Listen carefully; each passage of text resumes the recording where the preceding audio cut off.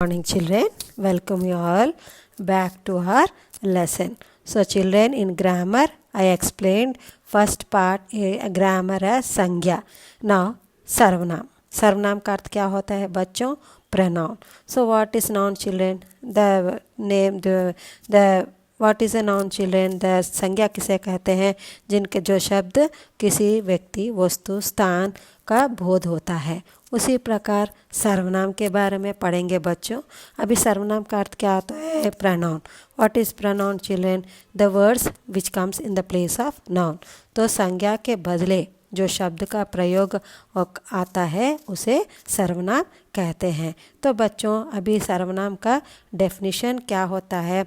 सर्व का अर्थ होता है सब, फिर संज्ञा का अर्थ होता है नाम, तो सर्वनाम का अर्थ होता है सबका नाम. तो सर्वनाम को इस प्रकार हम इसको डिफाइन किया जा सकता है. तो सर्व का अर्थ क्या होता है बच्चों? सब. सब मीन्स व्हाट चिल्ड्रन? ऑल. संज्ञा का अर्थ मीन्स व्हाट चिल्ड्रन? नाम. So what is a noun? Pronoun means what? सबका नाम. तो संज्ञा में किस प्रकार कितने भेद होते हैं, उसी प्रकार सर्वनाम में भी अनेक भेद होते हैं. तो बच्चों हम पढ़ेंगे. देखो उदाहरण के लिए राम बाजार गया. देखो वो example again another example I am giving. देखो मोहित ने मोहित के भाई से कहा कि मोहित की माँ से पूछकर कल मोहित के दोस्त के घर जाएगा. देखो how many times the Mohit is come children?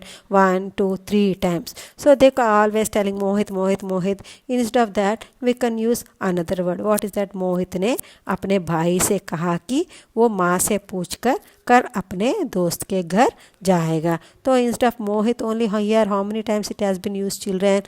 Only one time. And the next time instead of mohit what words are been used children? अपने. सो हियर मीन्स संज्ञा के ऑलवेज मोहित यहाँ क्या हो गया बच्चों? संज्ञा. Isn't it? तो देखो अभी संज्ञा के बदले माने मोहित के बदले कौन सा वर्ड्स यूज किया गया है? अपने, है ना. तो वो अपने का वर्ड यूज़ किया गया है तो इसे ही हम सर्वनाम कहा जाता है. तो आपको बच्चा समझ में आ गया ना? The words which comes in the place of a noun. तो संज्ञा के स्थान पर जो शब्द का प्रयोग किया जाता है उसे सर्वनाम कहते हैं. तो देखिए बच्चों अब सर्वनाम के भेद, डिफरेंट काइंड्स ऑफ प्रोनाउन. तो सर्वनाम के भेद क्या है? पुरुषवाचक संज्ञा, फिर निश्चयवाचक, अनिश्चयवाचक, प्रश्नवाचक, संबंधवाचक, फिर निजवाचक सर्वनाम. तो देखो बच्चों अभी संज्ञा के कितने भेद हैं बच्चों? सर्वनाम के 6 भेद हैं. तो समझ में आ गया सर्वनाम के कितने भेद? How many types of pronouns are there children? 6 type of pronouns are there. तो पहला वाला पुरुषवाचक संज्ञा हो गया है, फिर दूसरा वाला निश्चयवाचक, फिर अनिश्चय, फिर प्रश्नवाचक, फिर संबंधवाचक, फिर निजवाचक संज्ञा. तो बच्चों अब हम इनके बारे में पढ़ेंगे. तो बच्चों आपको याद होना है संज्ञा के स्थान पर आने वाले शब्द को सर्वनाम कहते हैं. अभी सर्वनाम का कितने भेद हुए बच्चों? सर्वनाम के 6 भेद हैं. समझ में आ गया बच्चों? इस प्रकार कभी कभी आपको प्रश्न भी हम पूछे जाएंगे. सर्वनाम की परिभाषा लिखिए और इसके भेद लिखिए. तो पहला वाला बच्चों हम पुरुषवाचक सर्वनाम के बारे में पढ़ेंगे. जिन सर्वनाम शब्द का प्रयोग बोलने वाले, सुनने वाले या अन्य व्यक्ति के लिए किया जाता है वे पुरुषवाचक सर्वनाम कहलाते हैं. जैसे मैं, तुम, वह आदि. तो पुरुषवाचक में भी दे आर 3 वेराइटीज़. तो पुरुषवाचक संज्ञा सर्वनाम में कितने प्रकार हैं बच्चों? 3 प्रकार. पहला वाला उत्तम पुरुष, फिर मध्यम पुरुष, फिर अन्य पुरुष. सो समझ में आ गया बच्चों? तो पहला भेद क्या है? पुरुषवाचक सर्वनाम. तो पुरुषवाचक सर्वनाम में भी कितने इसमें और वो कितने प्रकार के हैं बच्चों? पुरुषवाचक सर्वनाम में वे 3 प्रकार के होते हैं. वे क्या क्या हैं? उत्तम पुरुष. तो अभी पहला वाला उत्तम पुरुष के बारे में हम पढ़ेंगे. जिस सर्वनाम को बोलने या लिखने वाले अपने लिए प्रयोग करता है उसे उत्तम पुरुष कहा कहते हैं. जैसे मैं टीवी देखूंगा, है ना. मैं टीवी देखूंगा। हम 5वीं कक्षा के छात्र हैं। मेरा नाम अनिल है, अविनाश है, कुछ भी। सो वी आर टेलिंग अपने लिए। सो बोलने वाला या लिखने वाला किसके लिए? दूसरों के बारे में। They are self, they are telling to themselves. That is उसको क्या कौन सा सर्वनाम कहते हैं? पूछो। उत्तम पुरुष कहते हैं। फिर दूसरा वाला क्या है? मध्यम पुरुष।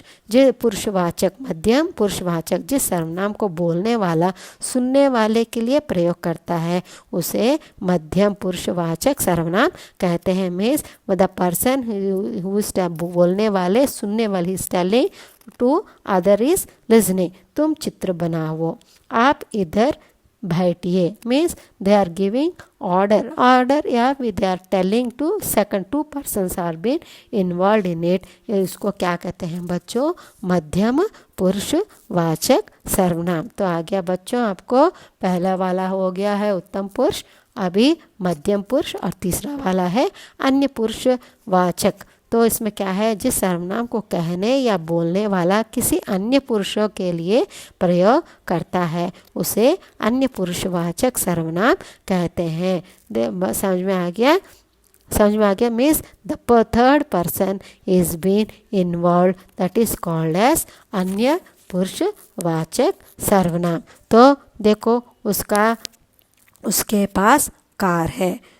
Means he is having car. Means वो झूठ नहीं बोलता। Means he knowed to whom, not to, he is telling about the third person.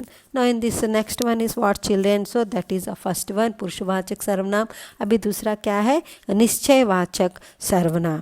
सो जो सर्वनाम किसी व्यक्ति अथवा वस्तु को निश्चित बोध कराते हैं वे निश्चयवाचक सर्वनाम कहलाते हैं। देखो वह किसकी टोपी है? किसी वह देखो तो क्या हो गया बच्चों? यह आम है। Means this is confirm. वह दिस इज कन्फर्म, वे हमारे दादा दादी है। Means it is confirm, it is not that somebody else, it is confirm this had belongs to her. So next one is what children? तीसरा वाला क्या हो गया? अनिश्चयवाचक सर्वनाम।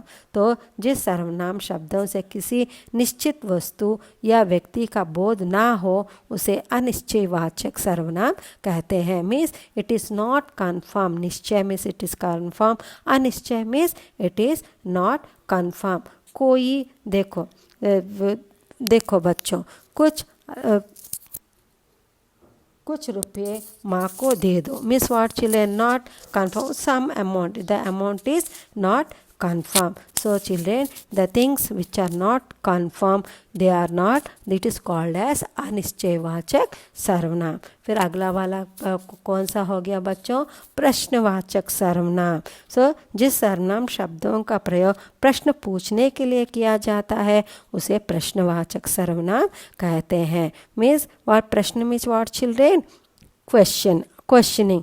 तुमने क्या खरीदा? What did you buy? Means what children? What it is? We are questioning him, like तुम्हारा नाम क्या है? तुम कहाँ जा रहे हो? तुम क्या कर रहे हो? Miss all, what is this children? It is meant that we are asking questions. So ये कौन सा हो गया बच्चों? ये प्रश्नवाचक सर्वनाम हो गया। तो अगला वाला क्या है? संबंधवाचक सर्वनाम। संबंध means what children? Relation, isn't it? जो सर्वनाम शब्द वाक्यों में आए संज्ञा या सर्वनाम का संबंध बतलाते हैं उसे संबंधवाचक सर्वनाम कहते हैं। तो समझ में आ गया बच्चों? देखिए ये उदाहरण भी दिया जाता है, जो परिश्रम करेगा वह सफल होगा। Means if you work hard, what will get? We get success, isn't it? Like that only, जैसे जो करे सो पावे सिमेवा, जो करे सेवा सो पावे मेवा। Means how much we will do, that much result will get. The next one is निजवाचक सर्वनाम। जो सर्वनाम निज यानी स्वयं के लिए प्रयोग किया जाते हैं वे निजवाचक सर्वनाम कहलाते हैं। तो निज मीन्स व्हाट चिल्ड्रेन? स्वयं। स्वयं means what children? Aircel.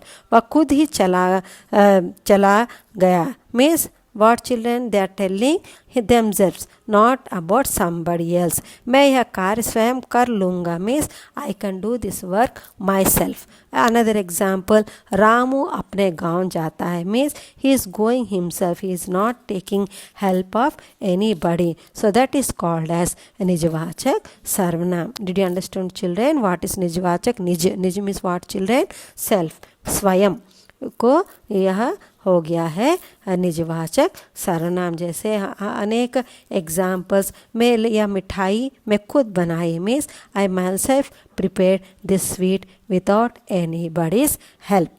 Did you understood children? So this is निजवाचक सर्वनाम नाम. एंड अभी सर्वनाम का समझ में आ गया बच्चों. अभी सर्वनाम पढ़े हैं तो अगला व्याकरण कक्षा क्लास में हम दूसरे के विषय के बारे में पढ़ेंगे. धन्यवाद.